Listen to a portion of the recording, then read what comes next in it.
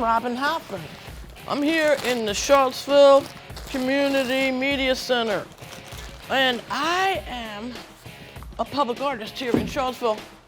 And I have been a TV show host for 11 years. I'm so amazed that it's been all this time. And it's interesting to me because here I am in a studio downtown mall, which is where the center, I think, of Charlottesville is. We don't realize what we have. We're a very special city.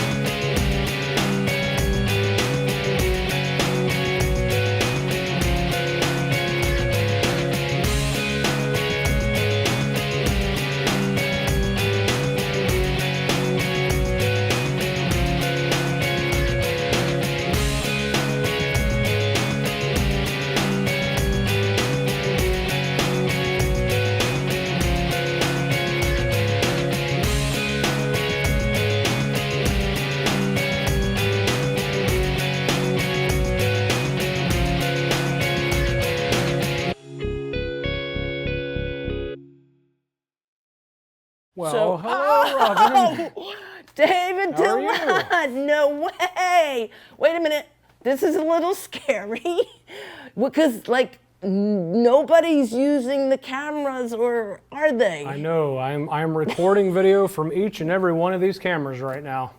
So David, I thank you so much for your years and years of providing amazing, see the difference between you and any other videographer is why most of us are glad that you're a manager right now, because now we can come into the studio and you can arrange things. But what you do was very special to people who have experienced your help in being able to deliver our personal messages. So what you have done is you made us, you listen to us. You keep us feeling like we're worthy. We're worthy of our ideas. The only thing that we're not allowed to do, of course, is make money from a corporation. Sure. Directly. We can sort of say something, you know, whatever, but we can't receive money for being on TV. And it's actually funny that you mentioned portfolio a Yes. little while ago, because in a way, CPA TV is my portfolio, my body of work for over 20 years now. I got involved when the station was still based at the cable company over on West Main Street. I was 14 years old. It's 1998, the fall of 98, and I'm dropping off VHS tapes with me and my friends just acting goofy.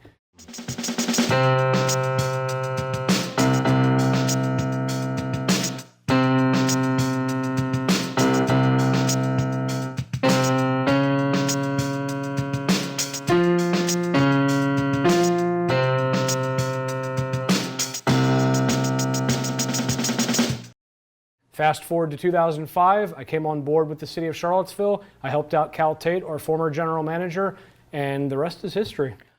Charlottesville Public Access Television is an important part of the community because we provide broadcasting services and production services to folks who normally wouldn't be able to afford doing those kind of things.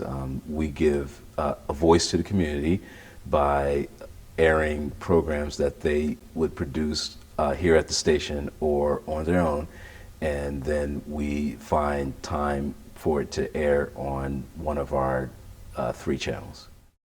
I can tell you a little more about those adaptations. Sure. That you, and I have to say, there are very few people in life who are so willing to learn and to be adaptive to a new situation.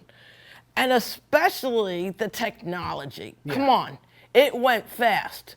And right now we have a technology that we're sort of in transition, I think, that we're learning if we can be on cable or if we can be on Wi-Fi. Can you tell us about that a little bit? Yes, folks are really quickly adapting to virtual meetings, virtual environments, where a webcam has replaced a standard video camera.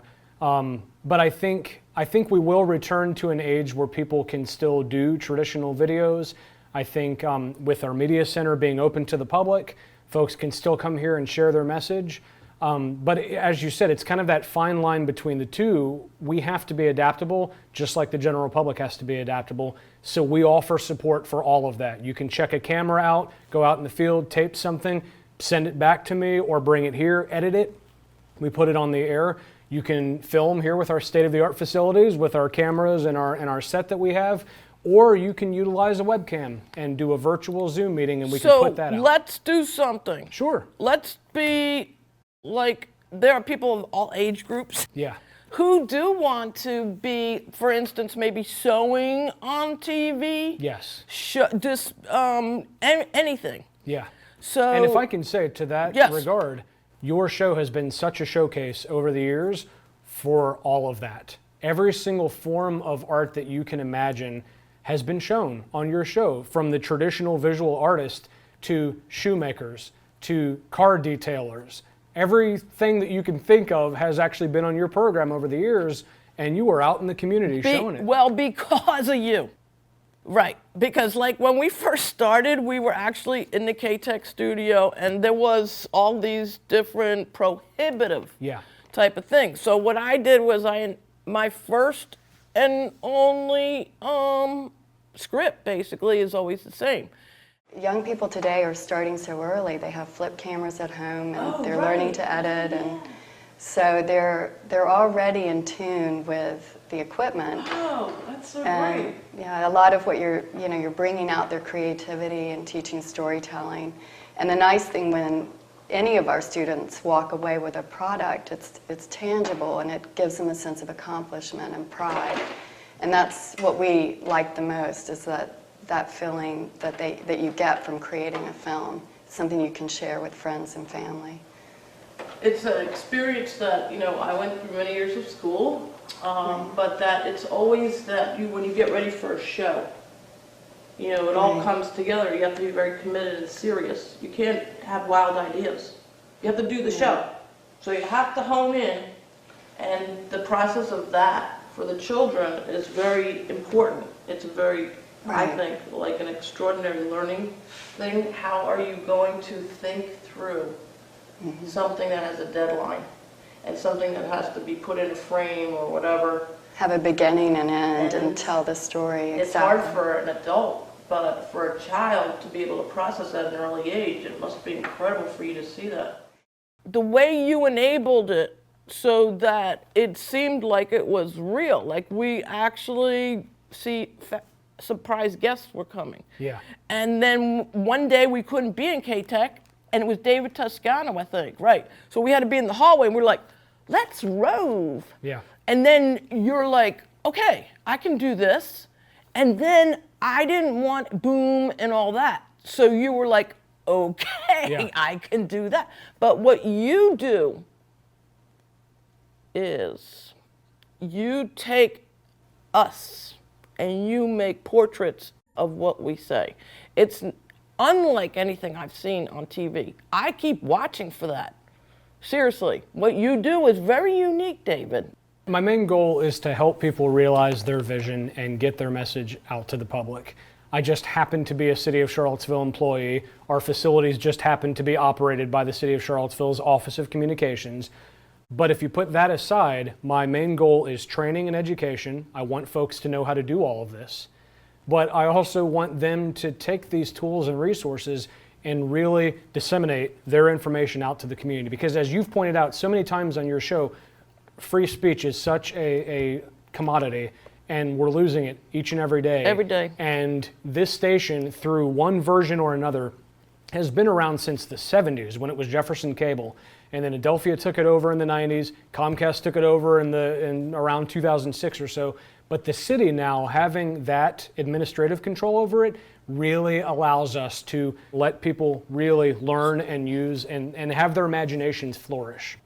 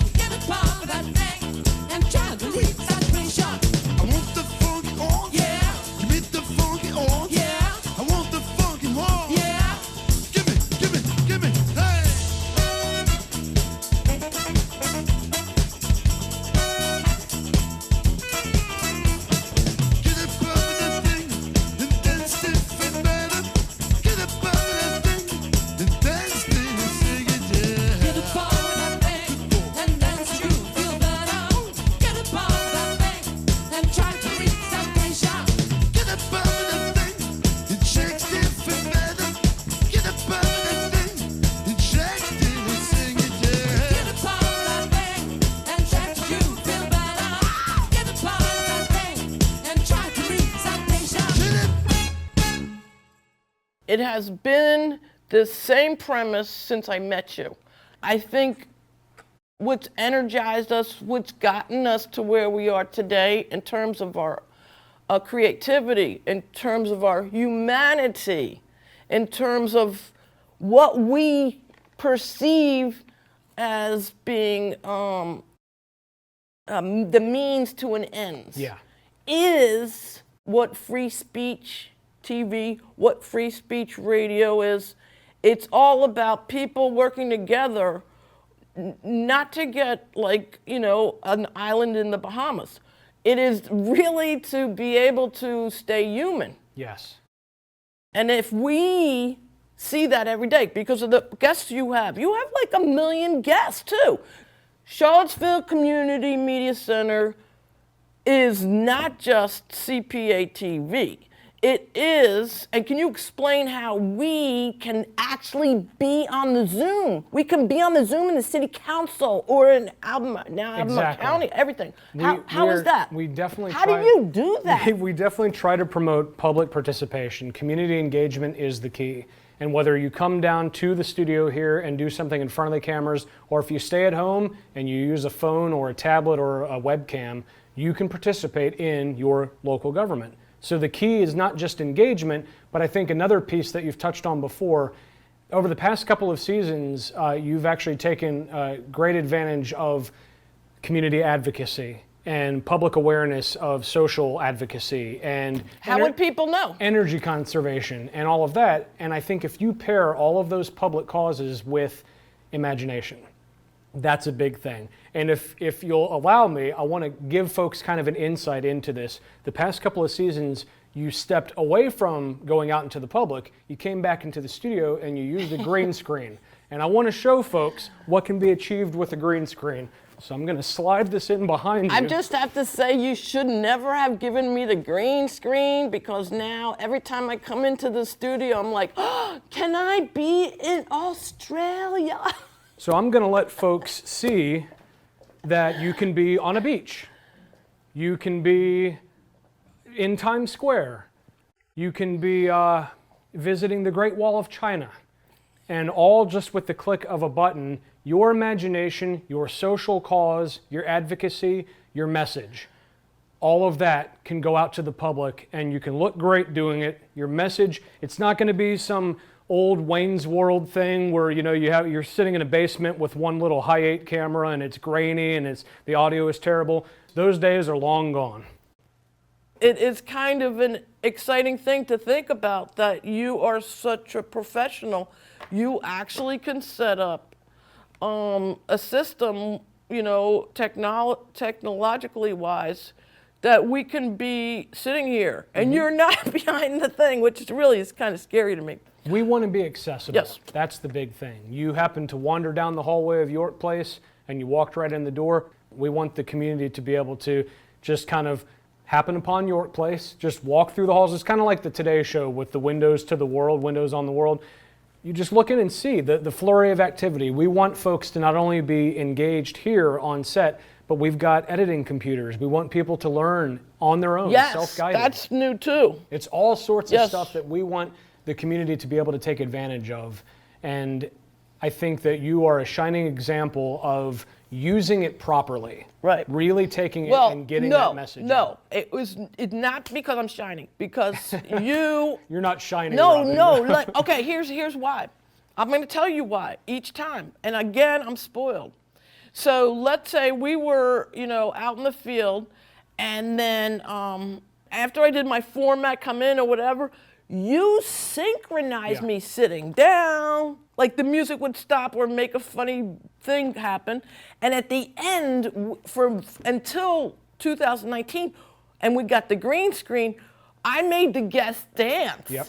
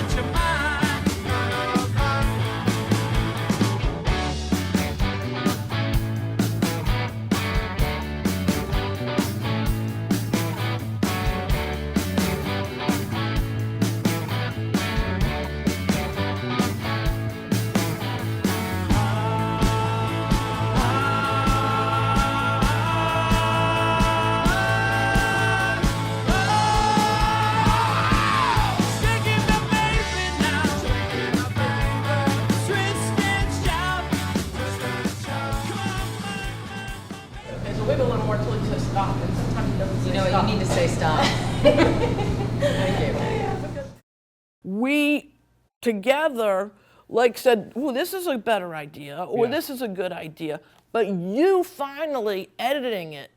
And I would go home and I look at my computer waiting for the final product because you would send it to me and then put it on Facebook, right? Yeah. Anyway, and I look at it and I'm like, shut up! How did David do this? Like, you could see him paying it, you paid attention to Yeah. every little detail. It was amazing. And now when you do the interviews, people can feel really good. Like, they can sit there with very important people or people who are not so important or whatever, and you're listening. That's the key, is being receptive to your subject. Whether you're the host of a show or if you're behind the scenes, be receptive. And speaking of which, you had me bring a pen. Oh! What are we doing with the pen? We've got a couple of minutes, so we've got time. So I actually have a clipboard, which I always like to nowadays have my guests do something. And so what the clipboard is really, you know, you're doing the Zoom with the city council, and Yeah. I just want you to quickly make a frame that looks like a Zoom, real quick. Okay. Yeah.